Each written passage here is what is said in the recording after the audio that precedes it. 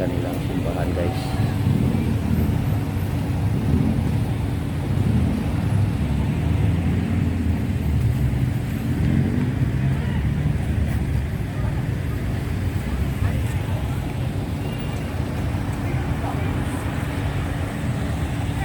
Punta tayo labas, guys. Highway na to, guys. National highway to, guys.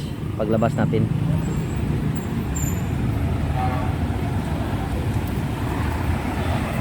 Ito, guys, ang parola, guys. Pero hindi ito nagamit. Parang ano lang, replika. Kasi may parola itong malaki doon sa tinatawag namin Bagakay Point. Oh, may parola dyan sa may baybayig bahagi ito ang liluan, guys. Ito. Busy dito, guys. Oh.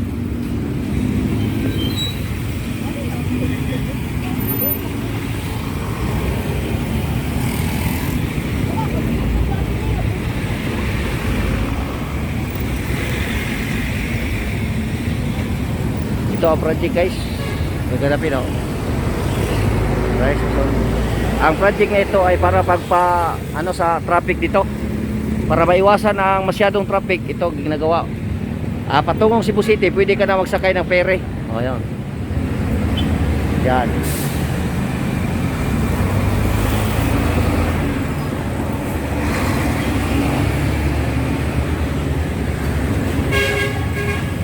Para mula dito sa Liloan patungong Cebu City, pwede ka na magsakay ng ferry, hindi ka na dadaan dito sa magsakay ng jeep o kaya bus or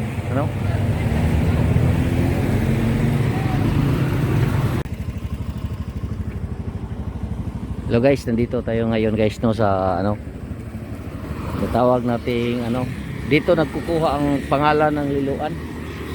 Kung bakit itong lungsod na ito kasi based sa mga Tagalog, Cebuanong lingwahe, yun ang binasihan yun. Tingnan nyo, guys, parang lilo, oh. Naglililo yung water, ang current dito. Oh. Ito ilo, guys, parang bay lang ito. Na-circle lang yun sa unahan doon, sa unahan na-circle lang yan. Kaya tinatawag itong liluan kasi naglilo. Parang ayan. Tingnan nyo, guys, naglililo yung tubig. Kaya ito yung tinatawag na liluan. kahit gaano kahibas ano guys, kahit anong low tide, hindi ito ano na talagang nakikita ang mga bato dito o lupa. Malalim ito guys. So dito kinukuha ang pangalan ng liluan. O, tingnan mo guys, may resort dyan guys. Yun ano, papakits. Ano, tingnan pa yan guys, liluan guys. Pag ganitong araw guys, wala tayong talagang walang tao dito ano, Sunday at saka Saturday. Tingnan nyo guys. Maraming tao guys, naliligo guys. No? Ganda talaga guys, oh. Ang linaw ng tubig.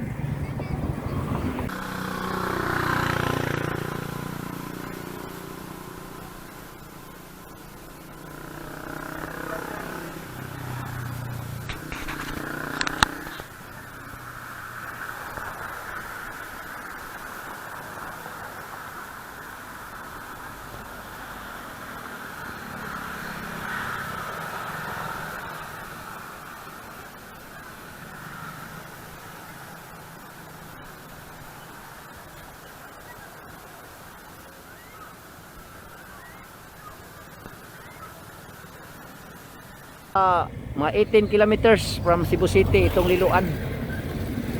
Mula Consolacion mga 6 or 7 kilometers. So from Cebu City, Mandawi, Consolacion at dito liluan. So ito, ganda guys ang kanilang bahay guys, nasa tabing dagat o tabing ilog o ano tawag nito guys. Basta hindi ito na circle lang to guys, na bay. So dito tayo sa bandang bahagi sa may dagat. Highway to guys. Maraming dumadaan. Itong highway nito ay nagawa panahon ni Gloria Arroyo, yung nautical mile, nautical highway. Pangalawang highway ito sa Cebu City, sa probinsya ng Cebu. Kung natatandaan nyo yung una kong vlog guys, yung Kansaga Bridge, ito kasama to sa Kansaga Bridge. Unahan di bahagi ito, mga 7 kilometers Kansaga Bridge na. Okay guys, tatawid tayo. Dito guys, tingnan nyo sa ilalim yun guys, ang talagang yun na ang dagat. Yan, Bukana ito, Bukana.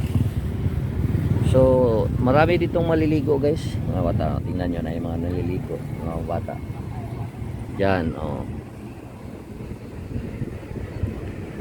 ganda talaga guys, malinis talaga ang tubig dito kasi parang nasa sa laot. Kasi hindi to pag kahit low tide, hindi to baba, hindi makikita natin ang mga bato Yan guys, yan lumang baradero yan guys. Shipyard yan noon. Iwan ko wala na siguro dito. Pinagbawalan na siguro. Yan, lumang baradero yan.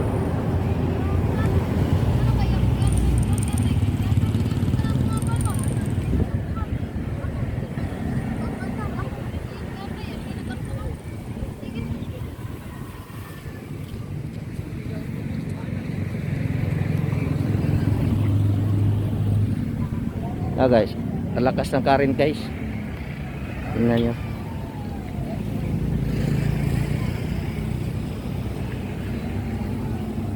Tingnan nyo guys.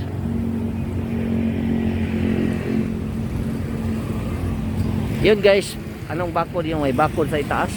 Kasi maraming bata to tumatalon dito. Kaya linagyan ng bakod. Glilo guys. Yun ang tinatawag na liluan kasi maglilo yung water, ang tubig niya. Parang tornado sa dagat. Malakas kasi ang current. Pag patungan na yan sa laot guys, ito patungan sa laot, ibig sabihin low tide na. Guys,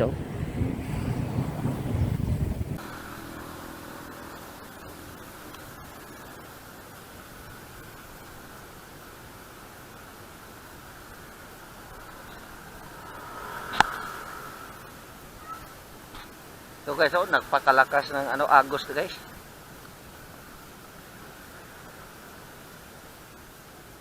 Ilalim. Ilalim ng tulay. Hindi pulis, mga bata. Bata sila. Oh, tingnan mo mga bata guys. Oh, to. Lumalangoy sila guys.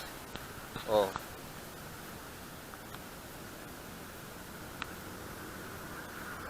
Isa to chinilas.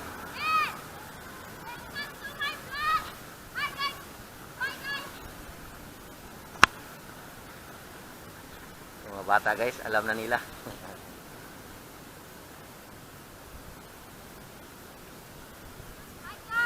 Welcome to my vlog. Hinay na sog dito. Guys. Bata guys.